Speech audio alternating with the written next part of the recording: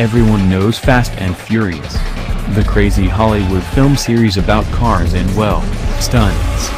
While we all look forward to see Deepika Padukone in the next Fast and Furious film, you can test your racing skills in this game. The Fast and Furious Legacy game brings supercars and international race locations on your phone. So, put on your driving gloves and burn rubber through the streets. Build your Fast and Furious Legacy now. Join Tej, Roman, Letty and others to tear up the streets in supercharged story missions set across all 7 Fast and Furious movies.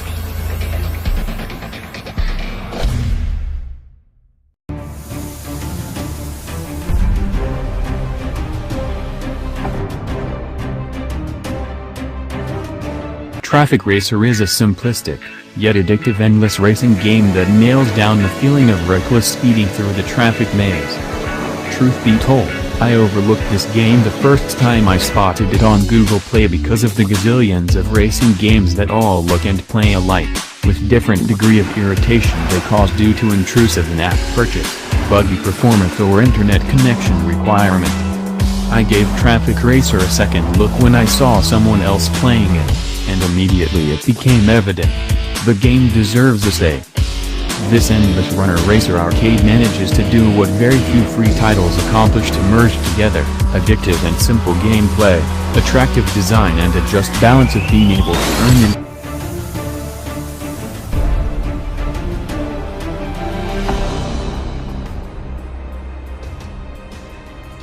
There are many racing games available on the App Store. Some take an arcade-style approach to the genre, others take a serious simulation approach. Drift Racing from the Cars team is a free-to-play serious racing game. No downtown police chases or turbo boost power-ups here, but its game engine has one feature which makes it stand apart, a physics-rich drifting engine. The game is controlled by a combination of device motion recognition for steering and on-screen presses for braking and acceleration. The first time you play the game, you may feel the game is a little slower than other racing games, but you need to remember that you're racing on the slow.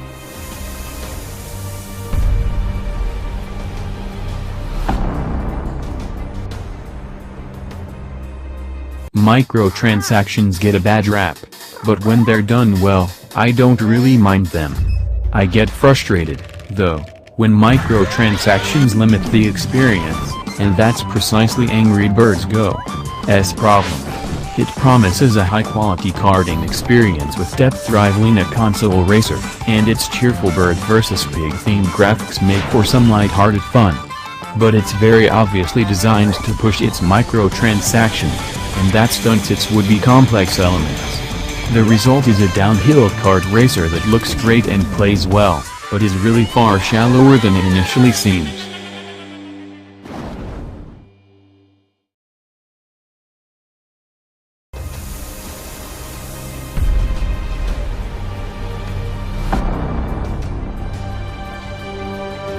Red Lynx has made its name by placing fiendish hurdles in front of players. In taking its beloved Trials series to mobile, it has erected a few obstacles in its own way.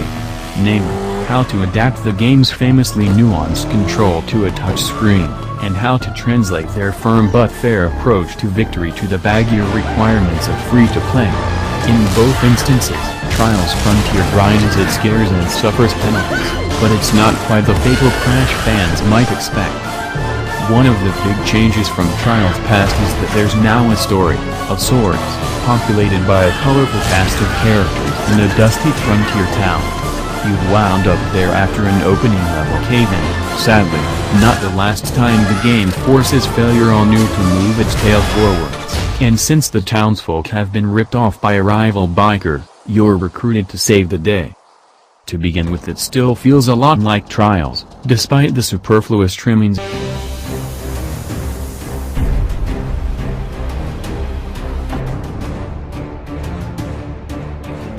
Need for Speed Most Wanted careened into Google Play today, hauling with it high expectations based on the long-standing franchise. The latest Need for Speed racing game for Android excels in graphics, and offers an otherwise pared-down, straightforward racing experience. Race types are all familiar, including the usual 6-car run, one-on-one, time trials, and checkpoint races. As players progress, they earn speed points, which over time unlock new cars. Those cars are bought with in-game cash, which is acquired by winning gold, silver, and bronze awards in races, or through in-app purchases if you're feeling sleazy. It's hard not to begrudge a dev for pushing IAPs after charging $7 for it up front as well. So far,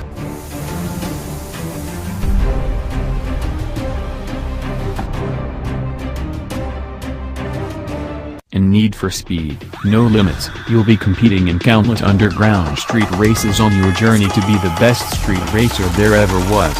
At least, I think so. Just like with most other NFS games, the storyline doesn't really matter all that much. You're quickly introduced to a slew of generic characters that for the most part stay out of your way throughout the entirety of the game. To be honest, though, I'm perfectly content with a lacking storyline. No story is better than a bad one, at least in this case. Just let me race. Even though the story is pretty lacking, there is a lot here in terms of overall content. There are a total of 30 cars in the game, each with their own set of upgradable parts and customizations. The more races you complete, the more parts you'll win. No Limits is brought to us by the folks who made Real Racing 3, which is one of the most realistic looking racing games, surprise, surprise, available in the Play Store. And judging by No Limits graphics, it's very apparent that they put a lot of effort.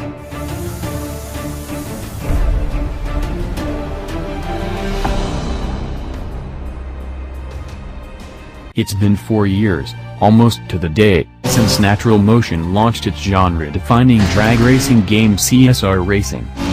There have been plenty of imitators along the way, of varying quality and finesse, but now CSR Racing 2's here to reintroduce a little class to proceedings.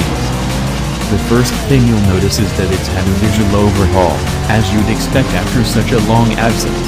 It's now a spectacle truly fit for 2016, and it's sometimes hard to believe that it's running on a mobile device. All the cars are so shiny, all permanently shimmering with a fresh out the car wash sheen and nary a speck of dust in sight. Wet wipes are essential kit for any illegal street racer worth their salt, it seems. I couldn't care less about things that go vroom vroom, but even I got some enjoyment from panning around my cars in the showroom, watching the light bounce off them realistically, and snapping screenshots.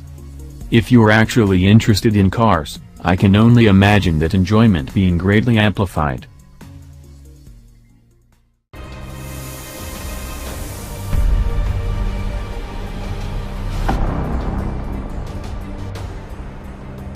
There's no need to bore you with every little detail of how racing games work.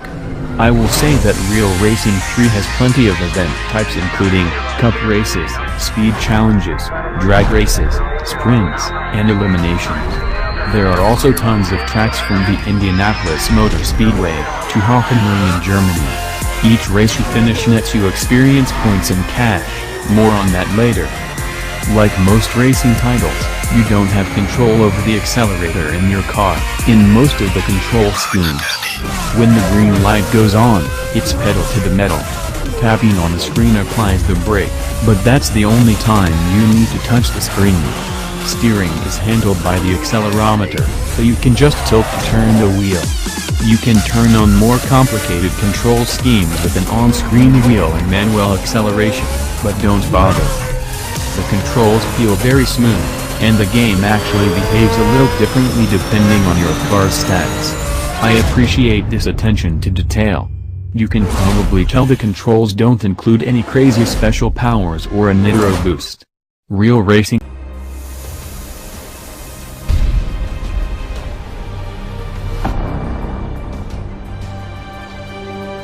where Fire Monkey's racer tuts at you when you so much as graze the bodywork of your expensive supercar. Gameloft's latest rejoices in such carnage and destruction.